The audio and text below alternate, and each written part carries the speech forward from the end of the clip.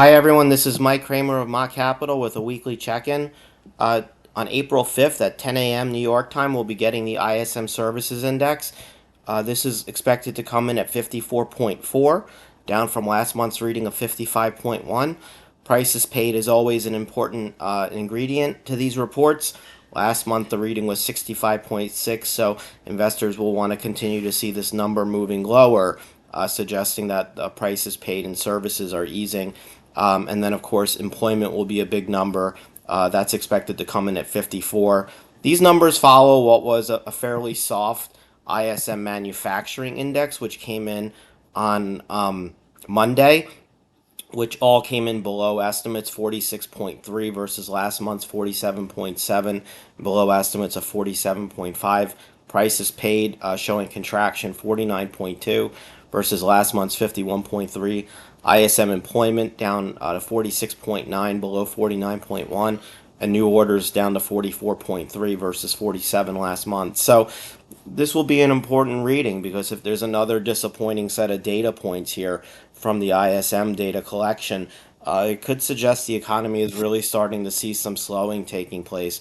Also, on the 5th, we'll be getting ADP employment report at 8:15 in the morning. And then it's important to remember the jobs report will still come on April 7th, even though the equity markets will be closed on that day, so there'll be no trading here in the U.S. And you can see analysts are looking for a minor downtick in employment, 240,000, with the unemployment rate staying unchanged at 3.6% and a 4.3% hourly increase year over year and a 0.3% increase month over month. Now, on April 3rd, we got a JOLTS number, which came in at 9.9 million. This was actually the lowest reading now going back to 2021, and it's the first time we've seen this number crack below the 10 million mark in some time. It's really important though to know and to understand that these numbers are very volatile, and they tend to be revised rather dramatically. For example, last month was originally reported at 10.8 million and was revised down to 10.5 million. So that's a pretty big revision, and these type of revisions aren't uncommon. And so there is obviously the risk here that this number may actually be revised up by the time we get to next month. But again, markets traded lower on April 4th following that news. Now, if we kind of look at the S&P 500 and take a look at where we are at this point, we have moved up to around 4140 or so in the cash market. Today we topped out right around 4134 or so. And what's important here is if you notice, we're still working with this 80-day cycle. And it's important, again, because if we remember, this has marked certain turning points in the market with a low here, a low here, and a low here. And then it served as a high at this point. And this continues to be an area that continues to be, a high point for this cycle so far. What's important here is that this sine curve is the 40-day split. And so this indicates that this could very well be a turning point at this point for the cycle, if the 80-day cycle is still in effect, and we could see a retracement.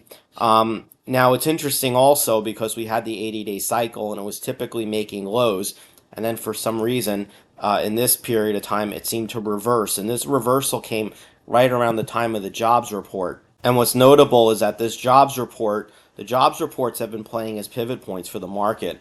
Here's the November 4th job report. You can see the equity market rallied into the December 2nd job report. Then it sold off into the January 6th job report, and it rallied into the February 3rd job report. It then fell down to the March 10th job report, and then you can see we're rallying into the April 7th job report. And again, here's your cycles, and you can see that these job reports, this is like they measure about 40 bars from the bottom to the bottom for the full cycle.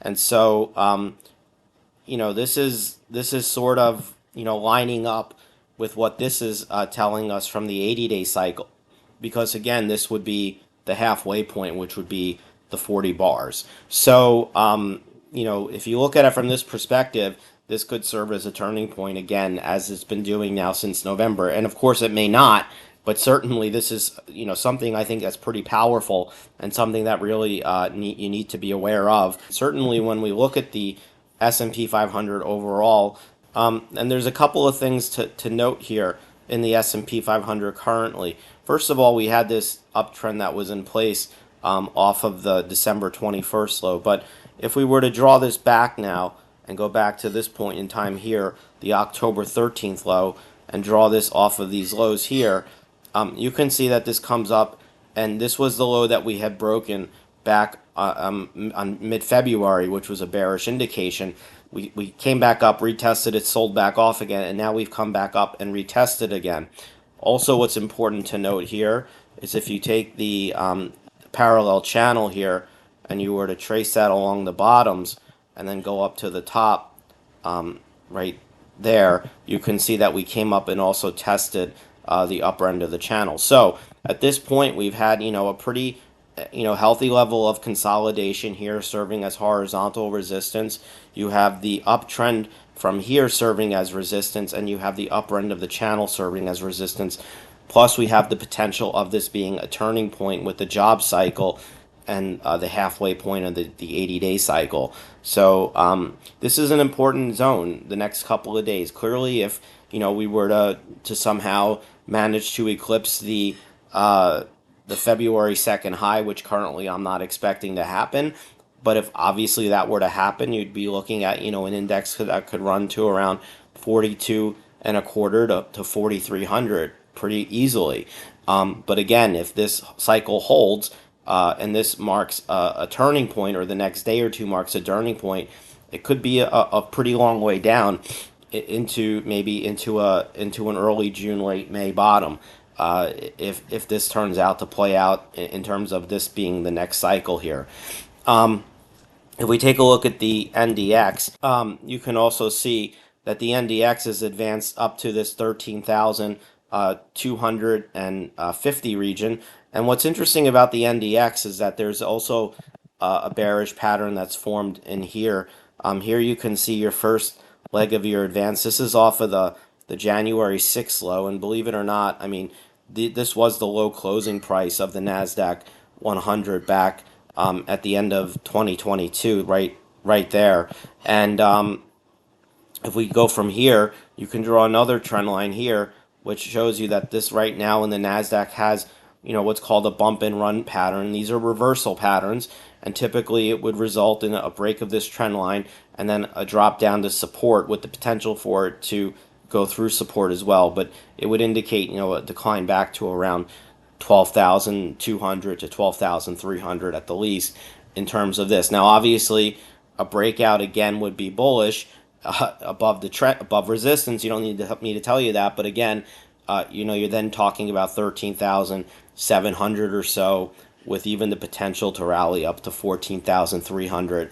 Again, I'm not really looking for that at this point. I think we're going to find that this level holds. This equates to the QQQ around 320. 320 right now has been the call wall the last couple of days, and that's an indication that maybe there's pretty strong resistance at that level. Also, when we look at the Dow Jones Industrial Average, you can see that we've now retraced all the way back up to this 33,500 region, which was what we were sort of looking for.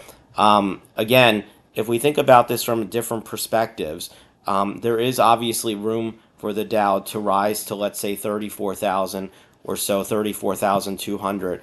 But also, again, there's clearly this trend line here, which can also serve as a level of resistance around 34,150. But what's interesting about this pattern, which I think is worth pointing out, is that this pattern as of right now stopped right here. And if we go back and we look, this level again seems to serve as a level of resistance for the Dow, and at least it has now, one time, two times, three times, and this was where there was a gap created. Additionally, notice how this decline is very linear, very straight, and this decline has been very linear, very straight. It's almost like this is a symmetrical type of formation where the Dow may have just played out. Again, your upside risk here is to around 34,200, but a failure here at 33,500 could give you lots of gaps to fill back down, all the way back down to 33,727. So if we look at the DXY and take a look at what's happening there, it hasn't been able to regroup itself. And certainly the JOLTS data today, the weak ISM data the other day, if you get another if you get another round of weak data out of the ISM data set tomorrow, you could be looking at a dollar that has significantly further to decline, and it could take the dollar index back down to somewhere around this 99.25 level again. So this is a really important level of support. Likewise, your resistance is all the way up at 105.60. But given how the market's been acting the last couple of days, you could see momentum has really turned very negative on the dollar, and that would be suggestive of the dollar actually continuing to move lower. Now, that would be a positive, or should be a positive, for the euro, with the potential for it to break out and rally to around 111.60 or so. Again, this is your resistance zone. We've kind of struggled. We've been stuck in these trading ranges now for some time. We came back down, tested this long-term trend line. It survived, and now you can see momentum is building for the upside. If we look at the British pound versus the dollar, you can also see that this has been a critical level of resistance. If we get through here, the next level comes 126.70, but then again, you're talking about a potential rally to around 130 on the pound against the dollar, and that's looking very viable at this point, given the weak economic data we've gotten the last couple of days. The other thing, to switch gears and go back to equities for one more time, the Russell 2000 has really underperformed more recently, and this is important because if we take a look at the Russell 2000, there's a pattern in it that I think is worth looking at and worth talking about. You can see that there's what's here is called a broadening wedge, and what's interesting about this pattern is that it already played out once before. Here you can see the broadening wedge there. Here's the bottom of it, and here's the top of it. This also is visible in the IWM. And what's interesting about this pattern is that it looks very similar to this one. Notice what happened, the IWM, when it broke down in November. It came down, and then it came back up, retested it, came down again, actually came back up and retested the prior high, but never actually retested the trend line. But here again, you can see we came down, we tested it, came down, tested it again, and at this point it's failing. And this is really critical because obviously small cap stocks are you're going to start getting divergent markets where you're going to have large cap, mega cap leading the market higher, while the sort of smaller cap stocks are breaking down. And what's concerning is that at some critical levels of support right now, with the KRE sitting basically on support, and then there would be the potential for it to drop back down. But if we take this one step further, and if you look at the KRE, you have what looks like maybe a head and shoulders pattern. And so, again, there's the potential here for the KRE to see much lower levels as well. And the thing with the Russell is that the Russell is very, regional bank and biotech heavy. You can see that this, if we were to get a sort of a decline that's equal to that in the KRE, equal to the first leg down, you're talking about a drop to around 34 to maybe 37. And the other thing is that you have biotech, the XBI, which has really not performed well at all. You can see the XBI. This is sort of your most risky part of the equity market in the U.S. But the other thing here is that this is also a very, long duration growth asset, and it's very capital intensive, running trials, developing drugs. You need access to cheap, sort of cheap money, access to credit. And if the credit markets are going to start tightening up, and if it's going to become not only more expensive to raise capital, but also harder to raise capital for some of these biotechs, they may really struggle going forward. And that may be what you're seeing in the biotechs, and that may be what you're seeing in the regional banks. And so this is something that we need to, continue to monitor, because if you really start seeing this breaking down in the IWM, and that's going to be led by the KRE and probably by the XBI. And why it's also important is because credit spreads, when you're starting to see the KRE go down and the XBI go down, it's going to result in your high yield credit spreads beginning to rise. And what we care about there is that if your high yield credit spreads start to rise, your implied volatility levels are going to start to rise. If your implied volatility levels are going to start to rise, you're going to start seeing downward pressure on the equity market. So all I did here was just take the SHY HYG ratio. And finally, if we just take a look at the UK FTSE, you can see that we've come back down pretty hard. We've made a little bit of a recovery. To this point, the index hasn't been able to push through. The thing about the FTSE, obviously very financial sector oriented, heavy, uh, and so this really, again, is going to have how the banks perform are really going to have a big influence on it. And meanwhile, the DAX as well continues to move up. The DAX overall, again, relatively cheap to U.S. equities, and so maybe this is like an alternative play. The one thing that may come into effect here is if oil prices and energy prices start rising again. What does that mean? What does that do to the UK economy? What does that do to the German and European economies? This could be a potential issue. So I think you have to watch oil at 81. If it breaks out, it has room to probably run back to around 95. Anyway, that's all I'm going to have for you. Have a great weekend. Bye.